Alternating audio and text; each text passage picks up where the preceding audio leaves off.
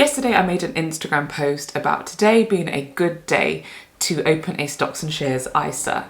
And in this post I was being very ironic. The reality is any day is a good day to open a stocks and shares ISA, and any day is a good day to start investing. But I've decided to make this video today because I received a lot of messages from people who said that they wanted to open a stocks and shares ISA, they want to start investing, it's something that's been on their radar, but they are just so lost, don't have a clue where to start, what to do. And I'm here today to say it's not that difficult. And I'm saying that from experience, being in the same position that you currently are just a couple years ago and not really knowing where to start. And it was not until I made the first step that I realized it actually isn't that complicated. So today's video is all about how easy it is to start and what it is that you need to do in order to start your investing journey. If you could spare just maybe an hour of your time today after you watch this video, then I think you can probably get started and up and running the same day if you wish.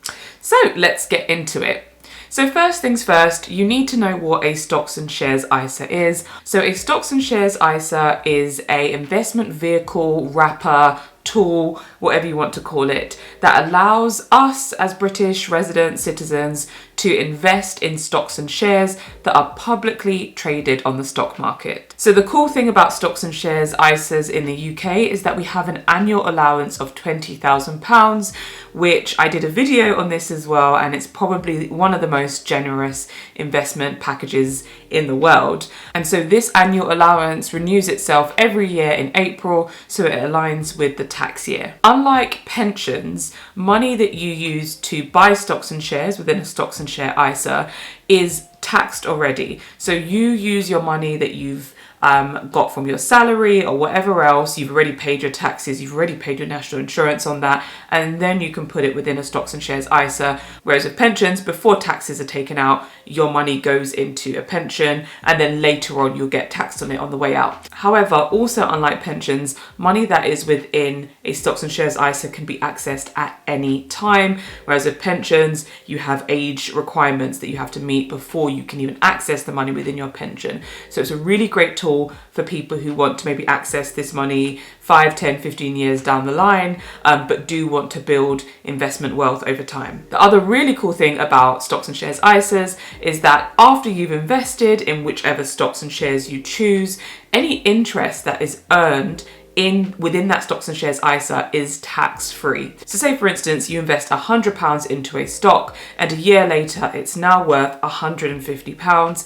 That £50 that you have gained within that time is tax-free. So if you were to crystallize it and you were to sell that investment, so from £100, now you're going to sell it for £150, you don't actually pay tax on that £50 that you gained, which is a really, really cool part of a stocks and shares ISA. Now you know what a stocks and shares ISA is, here are the next steps that you need to take. First of all, you need to determine what it is you want to invest in and what your risk tolerance is in terms of investing. So generally speaking, if you are somebody who has a higher risk tolerance, you may invest just in stocks only, or you may invest in 80% stocks and 20% bonds, because stocks are considered more risky and volatile than bonds are. But if you are somebody who has a really low risk tolerance, then maybe investing more in bonds than stocks is appropriate for you. Now, the reality is a lot more people are going away from bonds because even though they're considered less risky,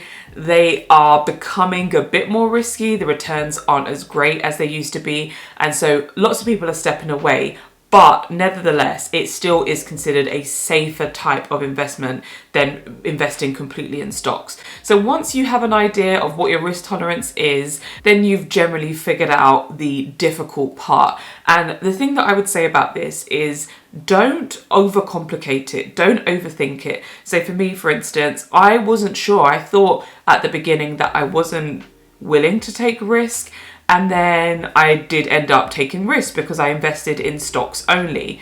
But I didn't overthink it in the end, because if I kept thinking about this, I would have never started. So if it's something that you're just not too sure about, then what I would say is probably one of the things that you should consider then is investing in a global ETF. So this generally is the gold standard when it comes to investing. If you are somebody who's interested in FIRE, you would have probably heard about this already. Global stocks, global funds, global ETFs are generally considered the way to go to build long-term wealth.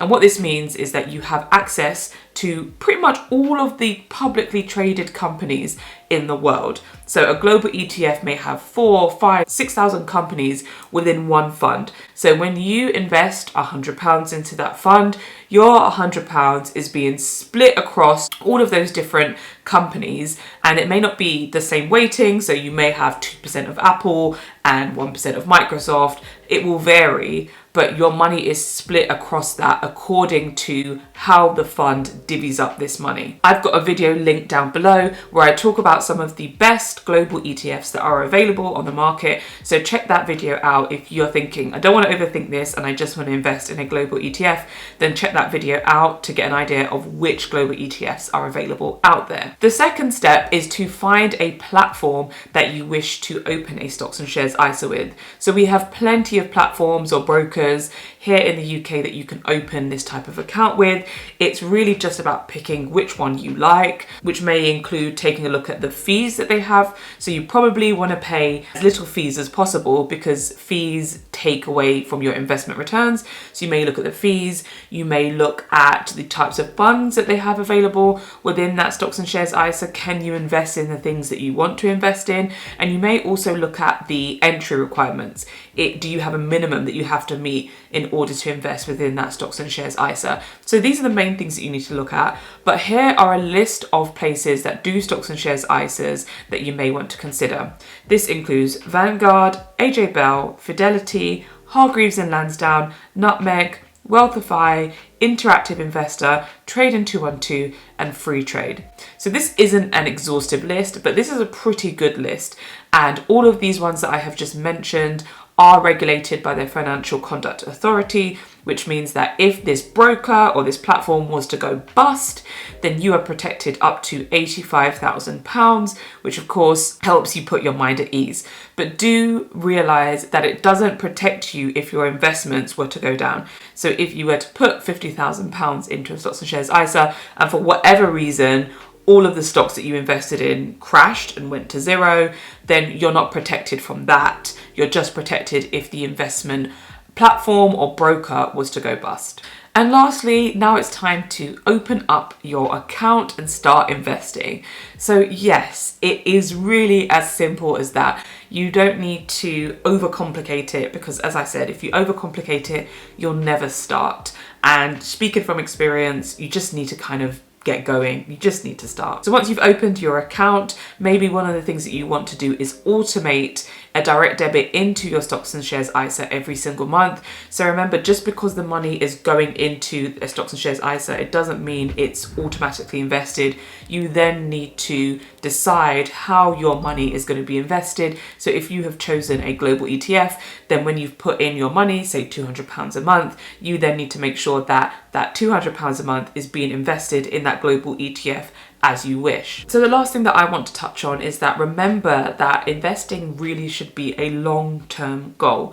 It should be ideally a minimum of 10 years that you're looking to invest for, and really you should try not to touch that money within that 10-year time. So with that being said, you really need to focus on investing what you can afford to live without. So if for you £10 a month is what you can afford to live without each month, then £10 a month is what you should be investing.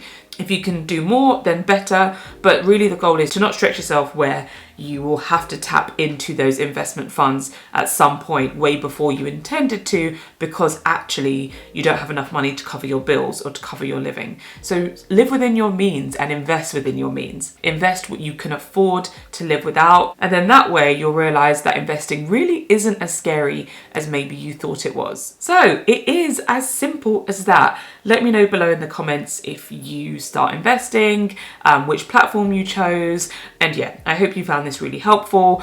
If you are starting your investment journey, I'm excited for you and for what's ahead. And again, just keep it simple, don't overcomplicate it. automate things as you need to, and you'll be sure to make your investment journey a breeze. Thank you so much for watching today's video, and don't forget to like and subscribe if you're not already subscribed, and if you have liked this video, and I look forward to seeing you in the next video real soon.